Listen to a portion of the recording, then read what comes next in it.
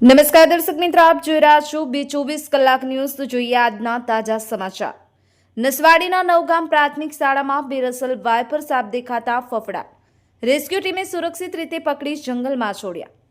છોટાઉદેપુર જિલ્લાના નસવાડી તાલુકાના નવગામ પ્રાથમિક શાળામાં આજે અચાનક બેરસલ વાયપર સાપ દેખાતા વિદ્યાર્થીઓ અને શિક્ષકોમાં અફરાતફરી મચી હતી।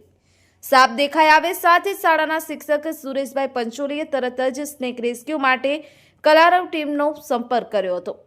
માહિતી મળતા જ રેસ્ક્યુ ટીમના કાનાભાઈ અને ચિરાગભાઈ તાત્કાલિક શાળામાં પહોંચી ગયા હતા। બંને ઝેરી સાપોને પકડવા માટે જહેમત બાદ સુરક્ષિત રીતે કાબૂમાં લેવામાં આવ્યા હતા। ત્યારબાદ સાપોને જંગલ વિસ્તારમાં છોડવા માટે ટીમ લઈ ગઈ હતી। સમયસર પહોંચી ગયેલી રેસ્ક્યુ ટીમના કારણે કોઈ અનિચ્છનીય ઘટના ટળી હતી। અવનવા સમાચાર જોવા માટે અમારી B24 કલાક ન્યૂઝને સબસ્ક્રાઇબ કરો અને બેલ આઇકન જરૂરથી દબાવો।